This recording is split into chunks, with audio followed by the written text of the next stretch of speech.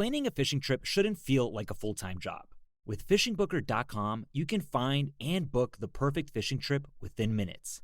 Fishingbooker.com connects you with trusted fishing captains around the world. Booking is fast, easy, and secure, with access to verified customer reviews, loyalty rewards, and around-the-clock customer support. Everything you need to book with confidence is in one place. So head to fishingbooker.com and start planning your next fishing adventure today. Planning a fishing trip shouldn't feel like a full-time job. With fishingbooker.com, you can find and book the perfect fishing trip within minutes. Fishingbooker.com connects you with trusted fishing captains around the world. Booking is fast, easy, and secure, with access to verified customer reviews, loyalty rewards, and around-the-clock customer support. Everything you need to book with confidence is in one place. So head to fishingbooker.com and start planning your next fishing adventure today. All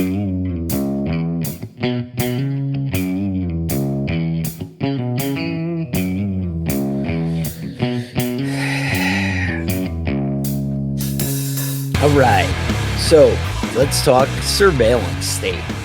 Now, what is a surveillance state, right? Like, what are we really afraid of and why? So I guess everybody has kind of their own definition, but it's still pretty established and pretty understood.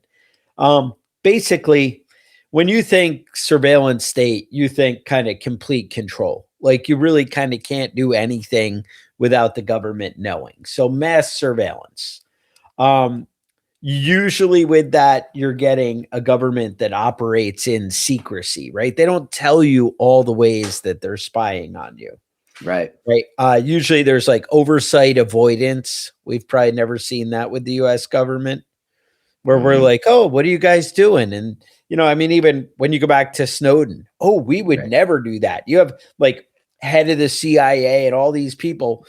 We're not doing anything like that. Right. They specifically said they are not doing that. And then all the evidence came out and they're like, we were. What are you going to do about it? So what? But yeah. And nobody goes to jail. No, Yeah, nobody got in trouble for it. Maybe some political enemies took a fall a little bit, but nothing like, well, Snowden, he's bad. So, that's like that guy. Yeah. The person that snitched is in trouble. Right. So usually you get that. Not to be like, I hate commies or whatever, but usually when you have this social or the surveillance state, you have somebody who's looking to solve social problems. Somebody who's like, oh, well, we could all, it's all about the group and the community. So the individual gets the axe, right? That's how they're able to justify it. I think that's what happens. Now what's crazy is like a lot of times you'll have where the government is selling data to private companies. That's good. And then private companies obviously are giving data to the government. And usually with a surveillance state, anybody who speaks out, like protesters, things like that, we can vilify them. Like, oh, they're bad. Right. Look at them. But really, Kevin, who has time to go out in the streets and just be angry? I mean, I am angry all the time, whether I'm in the street or not, So yeah, so it works out. Like, you might be in the grocery store and you're angry. Just being pissed off.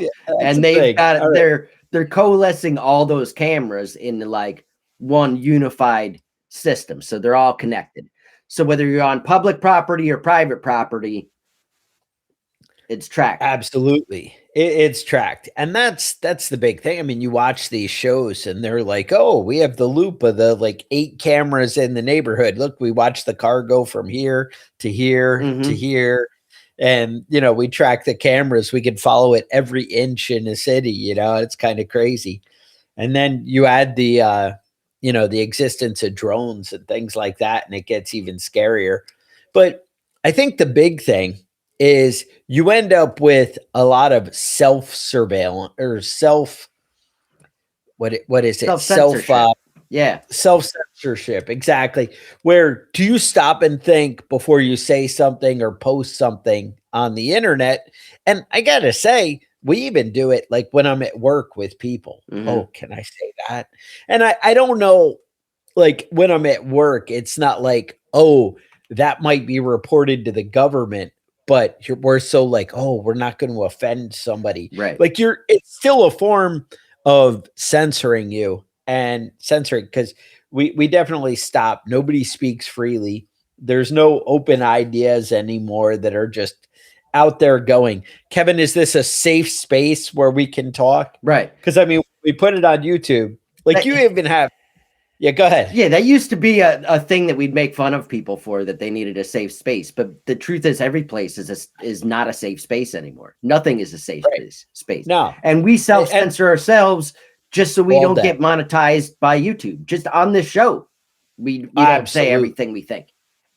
There are certain things, like I used to think, well, if you're a huge brand, right? Like, I was just hearing, I just saw an interview with, like Sean Ryan. He's a bigger show and whatever. And he was like, yeah, you know, I'm done with it. I'm going to start speaking my mind even more than I do. And he's like, I haven't really held back, but he's like, you know, I don't care anymore. And I was like, oh, well, you can do that because you're big and famous. And because of that, YouTube is so worried about losing all the money you're bringing in for them that they don't like it. But then I thought about people like Russell Brand, who is a giant, you know, in popularity. And then YouTube's like, nope, I don't like you speaking out and saying things, and just vanished. Right. I mean, you know, you can get them on like Odyssey and, you know, some of the free thought kind of ones, but you're definitely downgraded to, you know, smaller sections of exposure, right? People have to really make effort to seek you out anymore. And absolutely, that's censorship. You know, it really cuts it down. Now, we've talked about censorship, you know, surveillance in the past, but it grows and grows. It's getting so crazy where it changes all the time. You know, before we were like, well, there could be drones, or, you know, we talked about when you go through the border that they have scanners that can like actually read like your driver's license in your car. And it would know, oh, there's these people in the car. As you pull up, they already know it's coming up on your screen. That was amazing and impressive. But it's nothing like it is now. Now it is so much more connected. And we're just talking about it in a couple of years.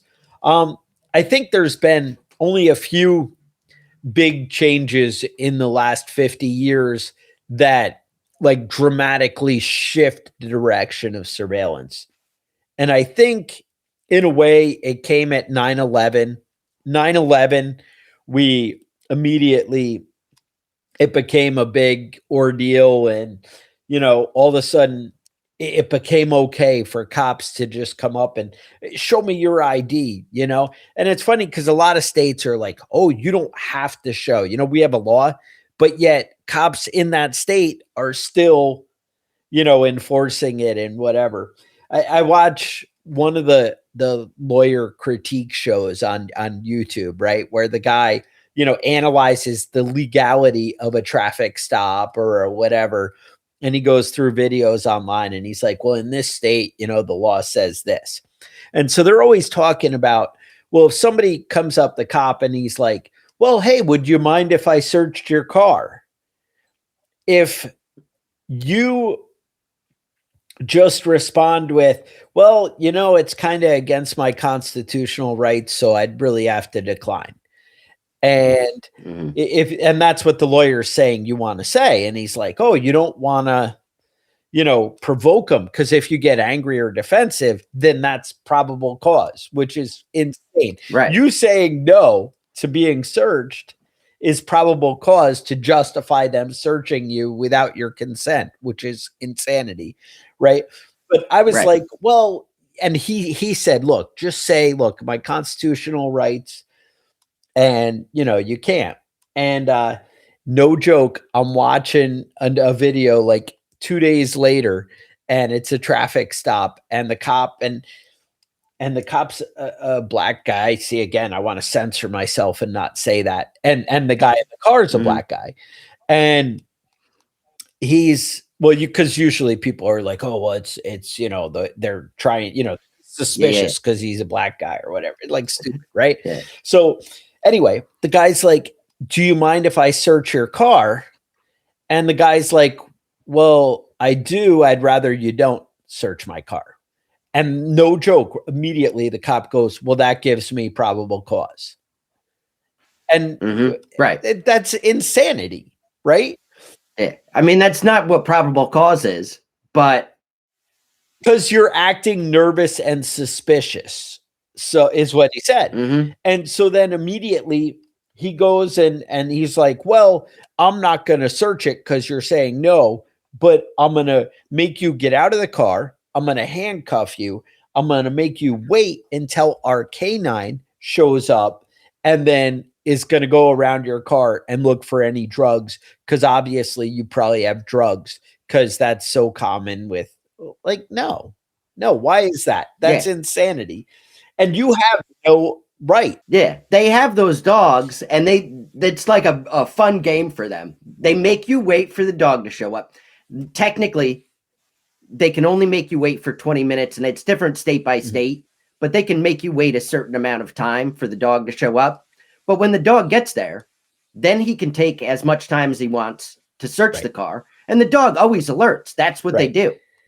And then they have the right to search your car. If they don't find drugs, oh, no big deal. The dog alerted, so they have the right to search your car.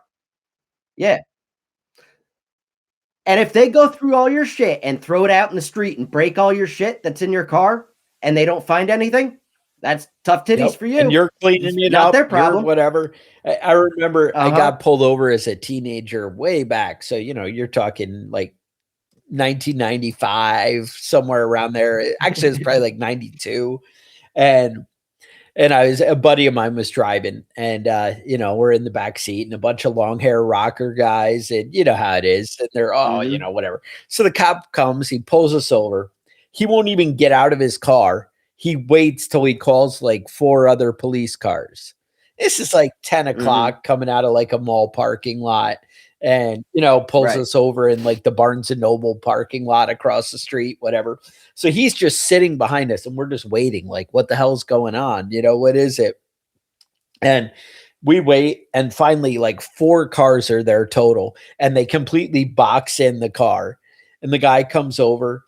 And he's like, yeah, I pulled you over because your turn signal was a little funny when you turned. Like it was nothing. There was no speeding, no running stop signs, nothing, and whatever. But he's apparently so terrified of the kids in the car.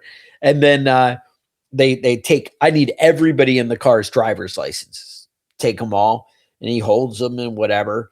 And, they end up not finding anything. And then the cop takes them all and throws them across the car, like all over the floor and everything. And it's like, yeah, here's your fucking shit.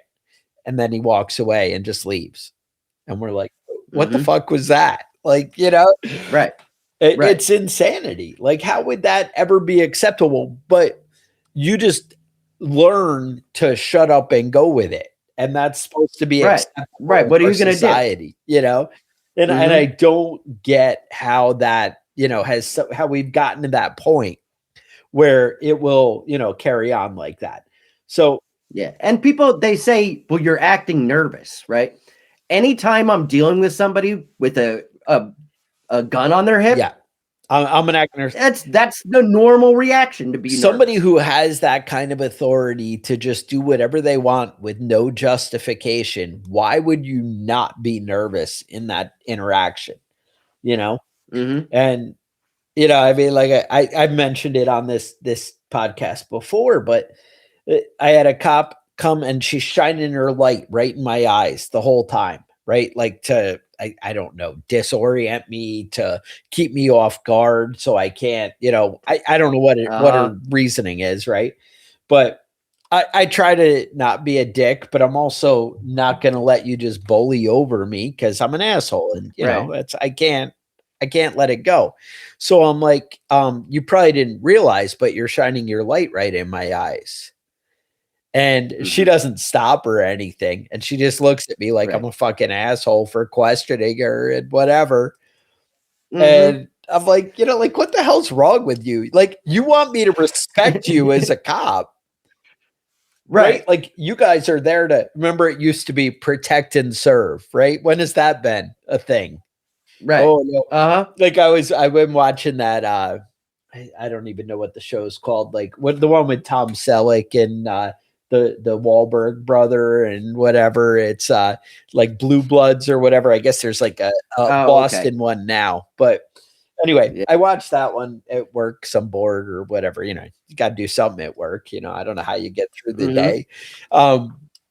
And I'm watching it, and that guy's like out of control, like violates people's rights, like left and right, doesn't care. Same thing. Remember Law and Order? That guy who always used to just bully and, well, if I plant some evidence, I could check some, and then they act like they're justified, right? Like, well, like it was the right thing to do. Bad guy, And I'm like, and like Tom Selleck is like such a cool guy, and you always want him to be right. But a lot of it is like, well, you're kind of like, he's always justifying like stop and frisk and, well, if I can save my police officers, it's worth it. Whatever. Yeah, but you just kind of like trampled everybody's rights. So remember when people used to brag about this country being free? Dude, assholes. Assholes. So not anymore. So anyway, so basically after 9/11, law enforcement agencies, one, you get that stop and frisk and demanding the CID. You definitely started getting that militarization of law enforcement, where they're carrying M16s or whatever. I don't know what they are. I believe they are a lot of full auto or, burst guns. And it's ridiculous. Like this authority that they somehow take is insanity. But you started getting a lot more like confidential informants, the snitches, undercover officers became a really big thing. The FBI has cooperating witnesses, and you also get the plea deals all the time. Like, hey, if you rat out somebody bigger, that was one of the things on like Blue Bloods. Well, I won't mess with you if you give me somebody bigger. Oh, well, I'll make up something about somebody. Sure. I hate this other drug dealer across town. Let me tell you what he does. And, and then tips, right? The hotlines.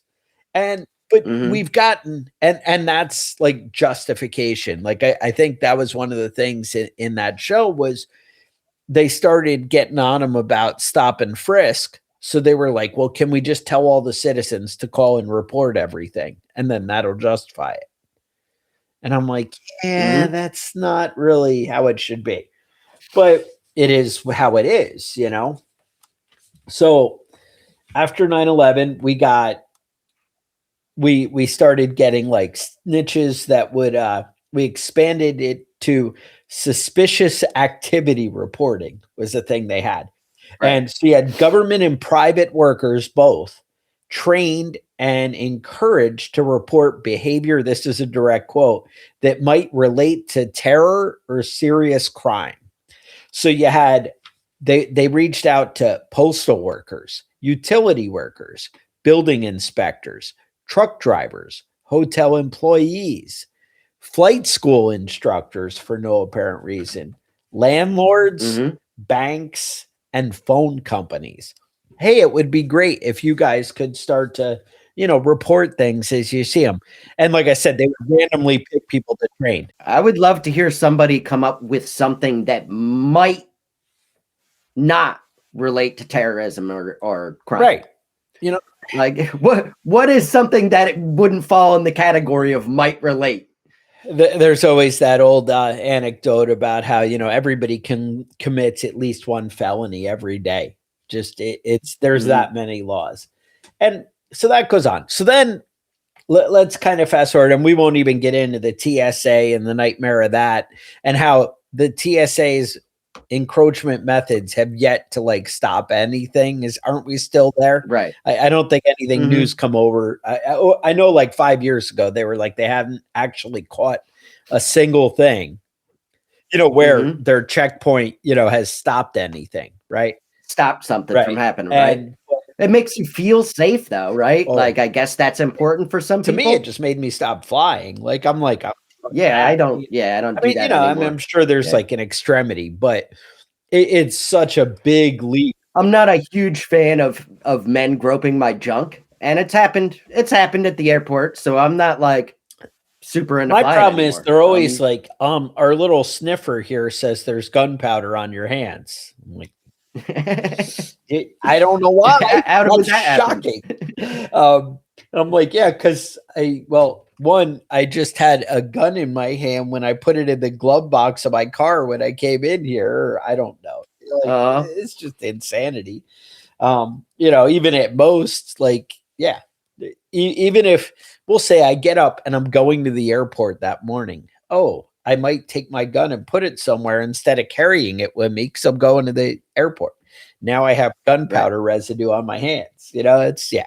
So then after the big encroachment of the TSA, we had Edward Snowden came out and he said, hey, there's a lot more spying going on. And they talked about PRISM and how it would integrate.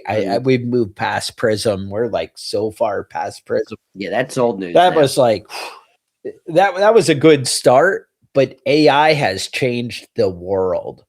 There are new things. China is really kind of leading edge on surveillance stuff. They have something called City Brain, and it basically tracks all public cameras, cell phones, financial transactions, health, commerce. To be honest, it's all the same things we're doing here in the United States, which is kind of ridiculous. And then I would take it one further. So we have all the same technology that China has, but then on the flip side of that, they're like open and bragging about it. Like we're doing it in secret. And they're like, we're just going to give you a social credit score and judge everybody. Whereas in America, we're just judging you in secret. I don't know which one's worse, Well, let's. Yeah. My favorite one that they're pushing now is the flock cameras. Okay. Do you know about these? Really. These are they're basically cameras they're setting up everywhere, and what they do is they're AI powered cameras that capture and analyze images of all passing vehicles, storing details like your car's location, date, and time. But they're also capturing cars' make, model, color, ID features like dents, roof racks, bumper stickers, and then they make those all searchable data points. So if you saw somebody with a certain bumper sticker, you can type that in and track where that car is and who it belongs to. And you can basically search anything and find anybody that you're looking for whatever reason you want to. Now, those flock cameras so far, they won't tell you how many they have posted up so far, but they've mapped private investigations have mapped 98,254 in 49 states. You can actually collect these cameras yourself as a private citizen and turn them into the scrapyard for $15 to $30 a piece. I'm just saying, if you cut them down and remove them and take them to your local scrapyard, you can make a little bit of money. So it's just for use, 2 pounds of copper on each one. But Kevin, theft is a crime, right? If they have a camera of you, I would suggest you wear a mask when you cut the pole down and take it to the scrapyard. I'm Kevin, just saying, like to make sure you're not spreading anything or anything. I can't even say words out loud, but because censorship. But like if you were wearing a mask, like so if you coughed, one of those medical masks. I like to wear sunglasses with my mask, because sometimes the glare of those things, and a hood, maybe a hooded sweatshirt, or a hat. That's kind of how you want to go about your daily business now. Anytime you're in public, you need to conceal your face. But it's good stuff, man. So it's all coordinated, and modern surveillance cameras, they don't just capture footage. They're processing it and using advanced machine learning algorithm systems and recognizing faces, detect anomalies, and interpret behavioral patterns. So that makes me feel good when I'm out in public that they're interpreting my behavioral pattern to decide whether I'm a threat or not. It makes me feel safe. Right? I always wonder if you're a threat. Like I kind of feel like I'm intimidated when I see you. It might be the facial hair. I don't know. But yeah, I see it. I see it. there is a company called Palantir, and they were kind of in the news because, well, they made two I mean, I'm sure they made a lot of software programs, but they made two that stand out. One called Gotham, which is supposedly just used by the military, and then one called the Elite app. And the Elite app is what where they were in the news for lately, is because they're getting in trouble um, for helping ICE, right? So they're using the Elite app for ICE, and it basically a giant intelligent, basically what it does, the Elite app, is it groups everything together. It's funny because the Gotham one for the military, for like looking for terrorists, that one does all these things that are like really invasive, and the Elite app only does like the same things that are really invasive. So I mean, you're completely different. Basically, it combines everything. So it searches government databases, license plate readers, financial records, cell phone data, social media, travel records, facial recognition results, criminal histories, that government stuff that if your government shares your data, it adds to that surveillance state and sells it. Yeah. Utility or address data, and it links it all together and puts it into one file. Then the government reached out in 2025 and said, it would really be better if you created a single searchable database filled with personal information on every citizen, because that would be helpful.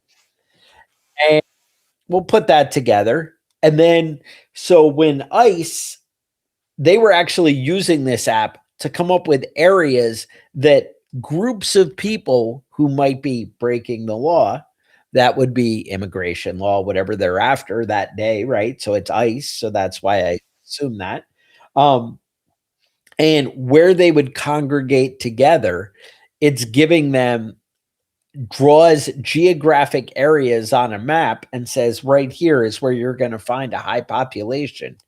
That kind of feels like we're getting into dangerous surveillance state, areas for me. They filter it by categories, pull up linked personal information. Then it uses facial recognition alongside with Elite together. They're able to pull it all up and just basically pinpoint exactly who they want in a crowd. And that's where they're doing things. Now, people might think that comes across as an authoritarian surveillance state. Critics basically say massive data sets, centralized AI prioritizing targets, predictive analytical influencing policing, surveillance increasing on ordinary daily activities. There's no oversight. You get the idea. People in support of these things are like, well, there's courts and public lawsuits and whatever. But yeah. Now, let me expand to Gotham, which is the military one. It's really the same thing. It pulls from disconnected databases, links people's places, phones, vehicles, accounts, and events, visualize networks and relationships. So it expands to tying to your friends and who you are, maps movement patterns, geography. I mean, it's really the same thing. Alerts and investigates leads. So it actually thinks and moves forward. That's the big thing, is you're tying it together. Like, hey, this person interacted with this person. Let me expand and look into that. And it used to be that manpower, that was unreasonable, right? You had to kind of be a real bad guy to have that many, detectives or whatever doing the research and pulling it together. But now it's just like instant with AI. Right. There's another little terrifying tidbit that's come out in this last week is Anthropic. They make that Claude program. So it's AI. They have a new program called Mythos, and it's Mithos, and it's not available to the public because they turned out that it can kind of like hack anybody. Like you can have it write programs to get backdoors into anything. Because basically what it is it's really good at finding weaknesses in things. And so they created a thing called Project Glasswing, where they're making it available to select companies and actually and giving it to them to say, hey, look, you need to harden up because our software is going to destroy you if not. And they're actually trying to get people prepared and make them more secure. But this is going to open the door for the government, is what I'm saying. And believe it or not, it's actually so effective that Jerome Powell and some other big dogs in government are holding emergency meetings with all major banks saying, hey, this big problem. So the reason I bring it up is they're going to be able to get access to everything. And there's already, I think there's a company Pegasus out of Israel. Is that the one we had mentioned recently? Yeah. That can basically hack any phone anywhere. And so with this stuff being so accessible, they can just go and infiltrate anything they want. And you really have no privacy. Now, the upside is we're not really hearing of any bad coming from this directly, right? Like it's been encroaching that whole Overton window of it's getting normalized where we just accept it and say, oh, Right. well, they're just doing that. That's what they do. We're used to it. And we're getting so, we're, again, you're terrified. If you don't show a cop your ID, yeah, good luck not ending up in a police station, or at least with a black eye and, Right. And they're like, oh, but in our state, it's safe. You don't have to show them your ID. Okay. Don't see what happens. Yeah, exactly. Exactly. And they'll just yell out loud, stop resisting while they beat the shit out of you. Yeah. And then obviously we had to arrest you because you were resisting being arrested. Yeah. That's your crime. That's the most preposterous shit to me, is that you can actually be arrested for resisting arrest. And that's the only charge.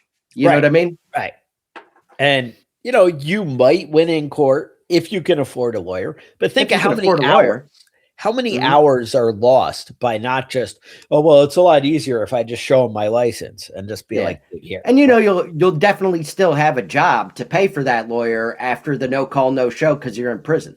Right. Because they're in jail. I mean, hell, my company, if you're 2 hours late because you waited for the police dog because you didn't want to let the cops search your car, and even if you do let them search your car, it can end up in an hour, 2 hour, on your way to work, well, I saved a sick day just in case I get pulled over in shenanigans, save a sick day for that. That's not really, I used my PTO because, the cops shook me down and were beating me on the street. That's not the world we want to live in. So I'm just saying things are growing. The upside is right now, they don't seem to be using it to clamp down on everything. But I mean, obviously you can make an argument they're clamping down on everything, but we don't have the social credit score and the things like they do in China that we're aware of. Yeah. Yeah.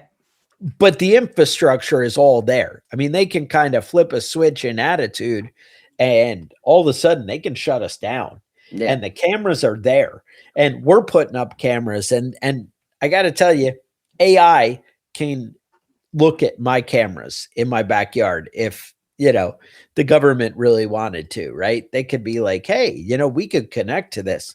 Or to be honest, I mean, couldn't they use my trail cameras? Because they go through Verizon and Verizon's down for sharing whatever, Yeah, they give whatever information that people ask. And then they probably got Liberty Safe on speed dial, which is not a direction I went, thank God. I was going to. I was like, oh, Liberty Safes, they seem pretty cool.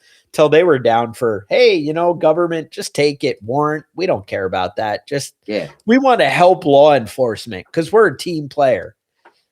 Kevin, because, if you're not cooperating, then you probably have something to hide. You look pretty suspicious. That is. Especially and I with think, all that facial hair. Honestly, I think that we should make it mandatory that everybody walks around naked from now on, no clothes. Because, I mean, how do you know that they don't have a bomb or a gun? You know what I mean? Just what are you trying to hide? You know what I mean? Is it the bomb, or is it just because you're embarrassed about the size of your wiener? You know? Exactly. You know, what's the real situation? Because I don't know. I mean, it could be either one. Could be anything. Maybe it's both, right? Like, you know, so whatever. Yeah. And I would go so far as to say, I don't think that the state, the federal government, or local municipalities should have the right to have cameras at any location. You know, I think that, you know, a private company or a private person should be able to have cameras. Walmart should be able to have cameras in the parking lot. But why should they have cameras at the courthouse? Why should they have cameras? Like, why are you keeping track of what I'm saying at the town hall meeting? Like, do I need to be scared now that I say anything? Absolutely. Like, why do they have the right to record me and keep that information anytime I leave my house? Kevin, you've been a problem just because we put up with it, right? Yeah. How long have we been putting up with it? Just a little bit more. I remember when they first started putting cameras outside of, I think it was Austin, Texas, outside the courthouse, and everybody was like enraged. And they just kept saying, well, if you're not breaking the law, you don't have anything to worry about. Well, I mean, are you worried about your wiener being exposed? Because you should just let them see everything, you know? Kevin, should I go out and get a t-shirt that says, don't give them a fucking inch? Because I feel like that's something you guys might want to do. Let's talk about how they're using all this information. It's called RTCC, Real-Time Crime Centers. Municipalities and private enterprises are increasingly centralizing their data. The RTCCs consolidate feeds from thousands of cameras, ALPRs, which is AI license plate readers, and gunshot detectors in the unified platforms. This allows law enforcement and security teams to track moving vehicles and individuals across vast geographical footprints instantaneously. So it's like, you know, that's cool. That's fun. Yeah. Well, I like to test the gunshot, you know, whatever they're called, right? Because gunshot detectors, yeah. I just randomly fire shots all the time. So, you know, things are good. I got to say, my work carrying around firecrackers and just setting them off randomly. My work, we tend to have people threatening each other with guns on the regular at my job. I don't know why that is, because, you know, you're like, but now we have like 2 police cars as you drive in the gate coming in. There's a guy standing. They're like checking bags as we come in, and there's a guy standing there like a cop, right? Not just your fellow, you know, employees, checking bags and looking through. Oh, let me make sure you guys don't have guns as you come into work. And they just stand there intimidating you. And they're not like, oh, hey, how's it going today? They're like, and game face, you know, it's insanity. And we just accept it. Well, Kevin, I have to work. You know, I need my paycheck. Right. You know, I mean, what am I going to do? I'm the victim. I can't stand up. And it's more and more. We just keep accepting it and sit down and shut up. And I say, don't give them an inch. Yeah. Remember, you're still allowed to vote for now. Well, I mean, I'm not sure that vote's going to really matter. Doesn't mean anything now. Doesn't mean anything. Plus, to be fair, like, does it really matter who you vote for? Because they both want to control you, right? Yeah, exactly. You're 100% right on that.